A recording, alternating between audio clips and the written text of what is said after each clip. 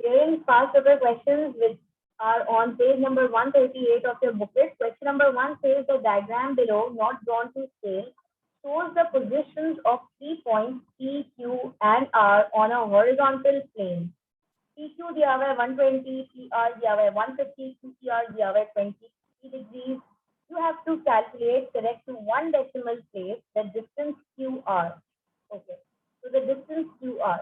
Now, just pick करो कि कौन सा रूल लगेगा, साइन या cosine. Cosine rule would be applied over here. Let's apply cosine rule and find out QR. और QR निकालना तो we are finding out the side. Side निकालने के लिए QR squared is equals to 120 squared plus 150 squared minus 2 into 120 into 150 cos 23. Okay, and you can find this out on the calculator और answer आ जाएगा QR का. तो QR का जो आंसर आएगा इट शुड बी 61.3. ठीक है, QR की जो वैल्यू आ रही है वो आ रही है 61.3 किलोमीटर. अच्छा, इसके बाद एरिया ऑफ ट्रायंगल PQR. अच्छा, एरिया ऑफ ट्रायंगल PQR, सबसे पहले तो इसे non right angle triangle. Non right angle triangle के लिए हमारे पास एरिया का एक ही फॉर्मूला है which is half AB sin C, और इससे इसमें एरिया निकालना है PQR. तो फॉर्मूला लगेगा half. We have the side 120, then another side we have 150, और जो included angle है वो है sin 23. तो कैलकुलेट कर लेंगे इसको कैलकुलेटर पर, तो फाइनल आंसर आ जाएगा इसका 3516.6 किलोमीटर. ठीक है, स्क्वायर किलोमीटर. यही आंसर आ रहा है. sin 23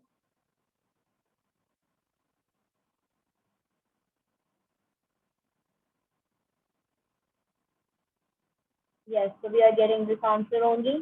सही है, आप सबका भी यही आ रहा है. चेक कर लिया, कॉपी करो इसको. Okay, let's do part 3. The bearing of P from Q is 252 degrees. Calculate the bearing of R from P. Okay, R from P देखते हैं कितना पे होगा. सबसे पहले जो देखते हैं कि from Q ये bearing दी है 252. So let's draw a knot. Okay, knot already बना हुआ है और आप लोगों की बुकलेट के अंदर भी ये knot ऑलरेडी बना हुआ है Q के ऊपर, है ना. तो इसको ही इसी पर बियरिंग स्टार्ट करते हैं और P तक जाते हैं. देखते हैं कहाँ से कहाँ तक आई है. तो starting in the clockwise direction और all the way till P. This is 252 degrees. You have to find out the bearing of R from P. Okay, so from P और R तक जाना है. तो स्टार्टिंग फ्रॉम P का जो north हमें यहाँ से R तक का जो एंगल है वो यहाँ से यहाँ तक बनेगा. ठीक है, तो बेसिकली इस एंगल और इस एंगल को हमें ऐड करना होगा. यहाँ पर 23 डिग्री तो गिवन है. Let's find out this angle इसी तरह से. तो इस एंगल और इस एंगल को प्लस करेंगे तो हमारे पास पार्ट 3 का आंसर आ जाएगा, है ना. तो ये वाला एंगल निकालने के लिए लेट्स सी कि यहाँ पे भी नॉर्थ है, यहाँ पे भी नॉर्थ है.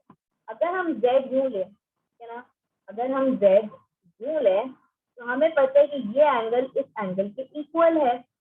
But the problem here is that कि हमें ये वाला एंगल भी गिवन नहीं है. ठीक है, तो हम ऑल्टरनेट एंगल में भी ये वाला एंगल किसी तरह ला नहीं सकते, और अगर लाना भी है तो हमें डेफिनेटली ये वाला एंगल पहले पता करना होगा. अच्छा, एक और चीज देखो, यहाँ से लेके यहाँ तक पूरा 252 है और इधर तक 180 डिग्रीज है. ऐसा ही है ना. यहाँ से यहाँ तक देखो, ये पूरी चीज यहाँ से यहाँ तक 180 है और ये पूरा 252 है. तो अगर मैं 252 में से 180 माइनस कर दूं तो मेरे पास ये वाला एंगल आ जाएगा. तो 252 डिग्री में पार्ट 3 252 डिग्री माइनस 180 अगर हम कर दें तो we can find out. Let's say मैंने इसको थीटा बोला है, सही है, लेट्स से इसको मैंने थीटा बोला तो हमारे पास थीटा आ जाएगा. तो थीटा क्या होगा, 252 minus 180 that would be 72 degree. ये हमारे पास आ गया थीटा. ठीक है, 72 डिग्री हमारे पास थीटा आ गया. अब जेड देखो, जेड में हमारे पास जो ऑल्टरनेट एंगल बन रहा था वो यहाँ पे अगर थीटा है तो डेफिनेटली यहाँ भी थीटा होगा. This is also theta considering the alternate angle property. और हमें जो ये मैंने ब्लू से मार्क किया है, हमें थीटा प्लस 23 करना होगा in order to get the bearing of R from P. तो bearing of R from P हो जाएगी bearing of R from P is 72 degrees plus 23 degrees. That is going to give us 095 degrees. ठीक है, तो ये हमारा part B का answer हो जाएगा 095 डिग्री.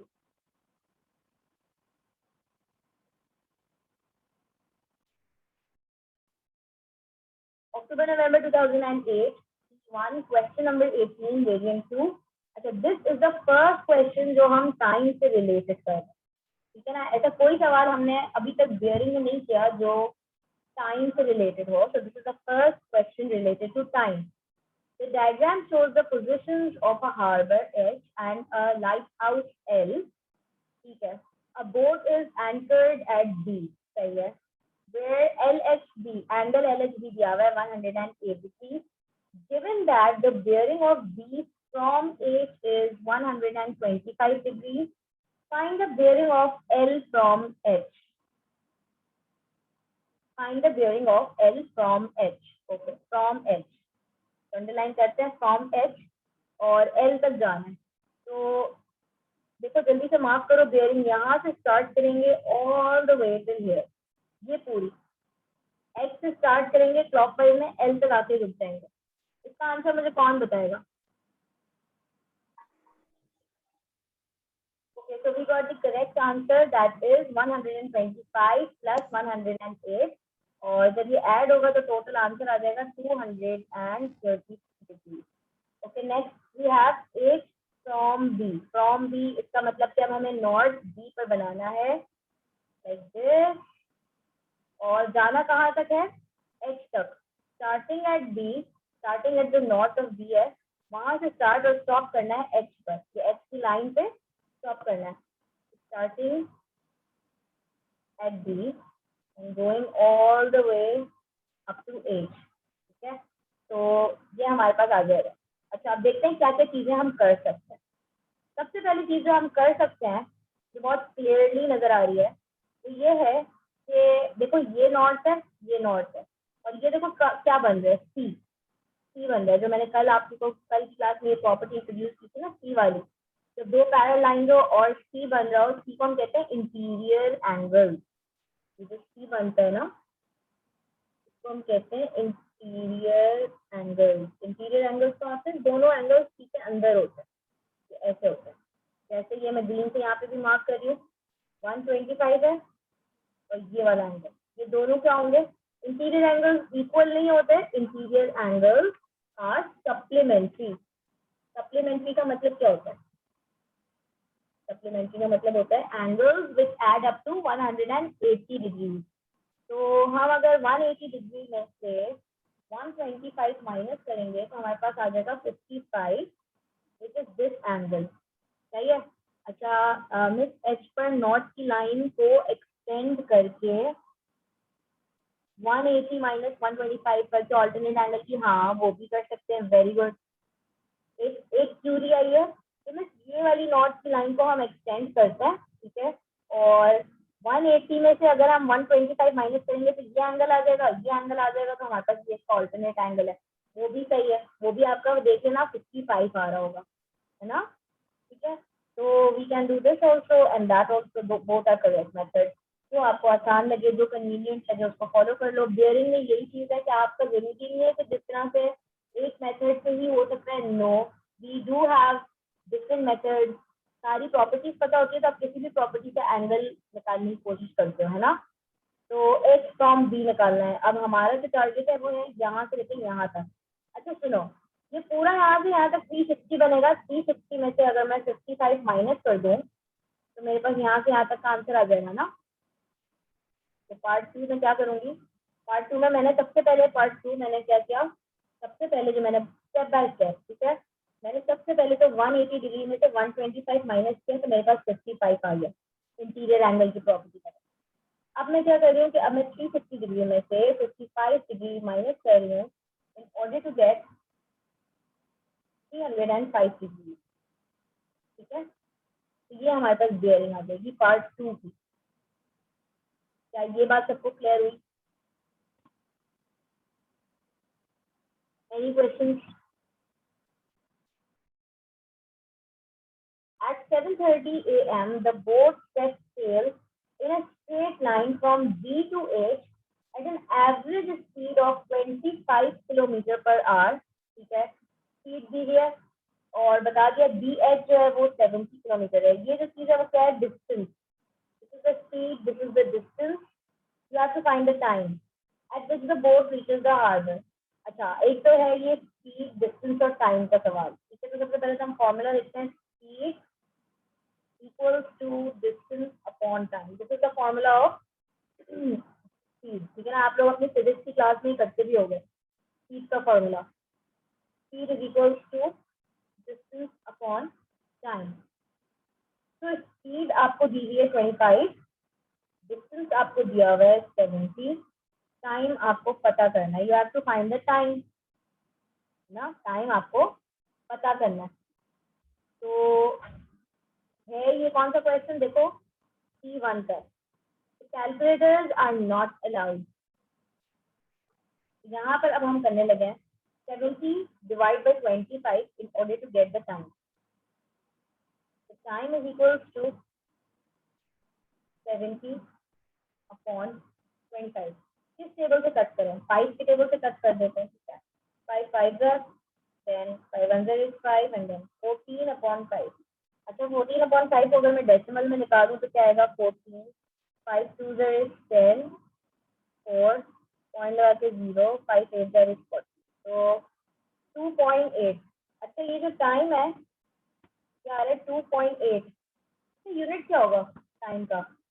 मिनट्स आएंगे या आवर्स है? ये बताओ, ये मिनट्स है या आवर्स है? ये आवर्स है। ठीक है, दीज आर आवर्स। 2.8 आवर्स। अच्छा, अगर लेट्स से मुझे इसको कन्वर्ट करना है, ठीक है, ये तो सही है, आवर्स में आ गया, लेकिन अगर इसको मुझे कन्वर्ट करना है आवर्स एंड मिनट्स के अंदर, how will I convert hours and minutes?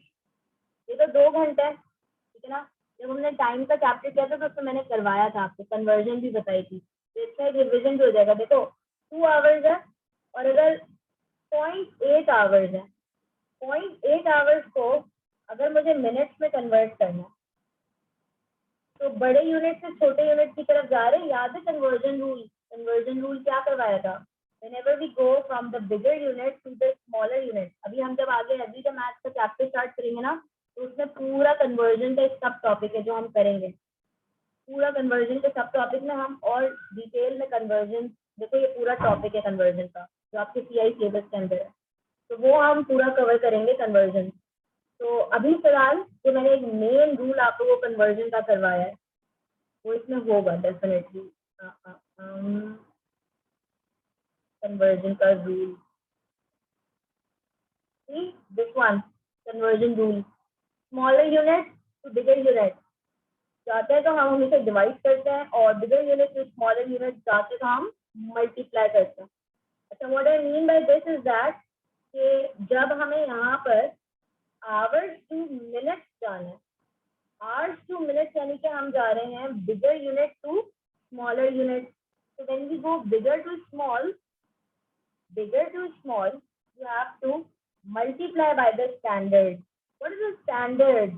And this technique is not only applicable in minutes and hours, बल्कि जितनी भी CIS के सिलेबस में आपकी कन्वर्जन है सब की सब इस रूल के अकॉर्डिंग अगर करोगे ना कन्वर्जन, तो कभी कोई प्रॉब्लम नहीं आएगी। बस एक दफा ये समझना है and then it's so damn easy, बहुत आसानी से अप्लाई हो जाता है।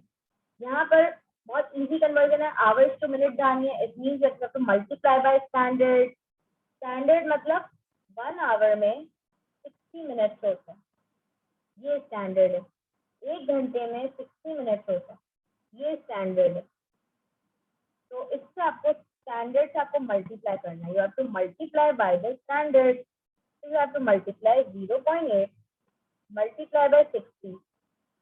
तो आप जब मल्टीप्लिकेशन करेंगे तो आपके पास आंसर मिनट्स में आ जाएगा कि 0.8 आवर्स कितने मिनट्स के बराबर होंगे.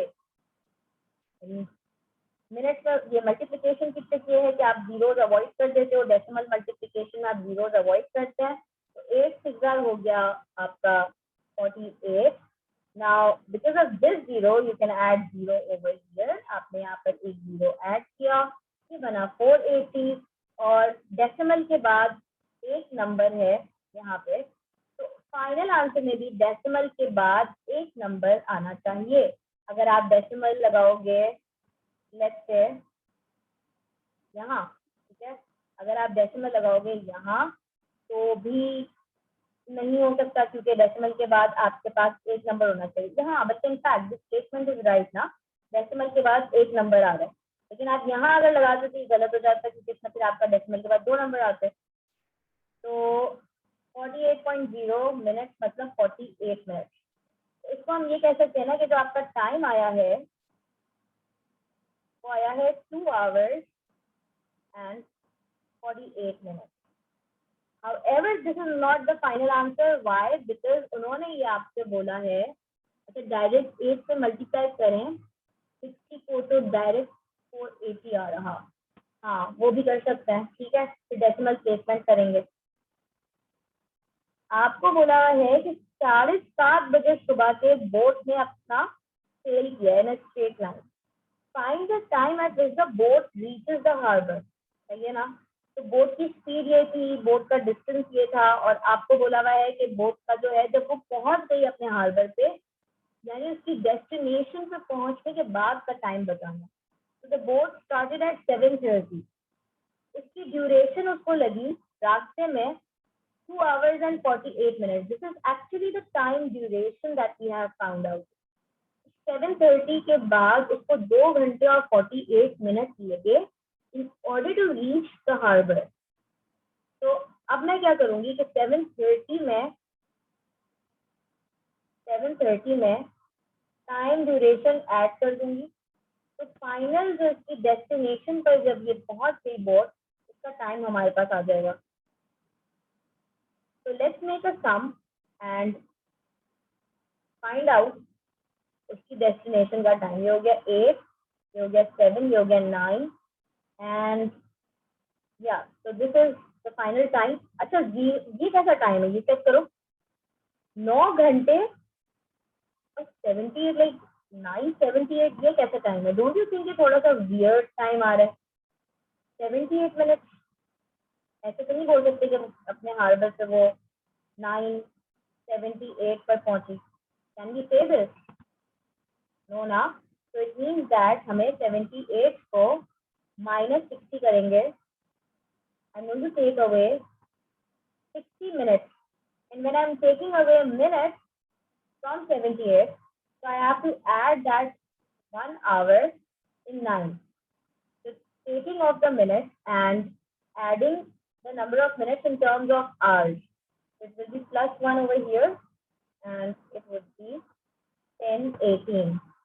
So our final time at which the boat reached the destination or the harbor is 10:18 AM.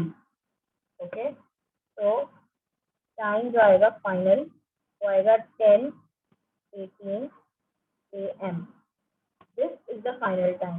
मैं दोबारा ये क्वेश्चन एक्सप्लेन कर रही हूँ. सबसे पहले तो क्या किया कि बोट का आपको स्पीड दिया हुआ था, आपको बोट का डिस्टेंस दिया हुआ था. आपने speed equal to distance upon time रख के डिस्टेंस और स्पीड रख के टाइम कैलकुलेट कर लिया. P1 का क्वेश्चन है तो आपके पास 2.8 आवर्स आ गए. ठीक है, 0.8 आवर्स को अब आप 2.8 आवर्स को बेसिकली 7:30 AM में प्लस नहीं कर सकते थे, तो आपने इसको आवर्स और मिनट्स में कन्वर्ट करा.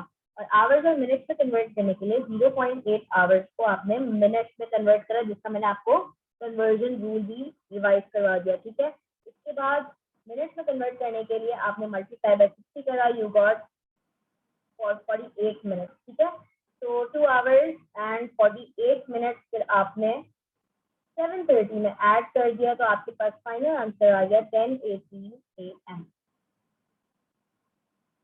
Any question?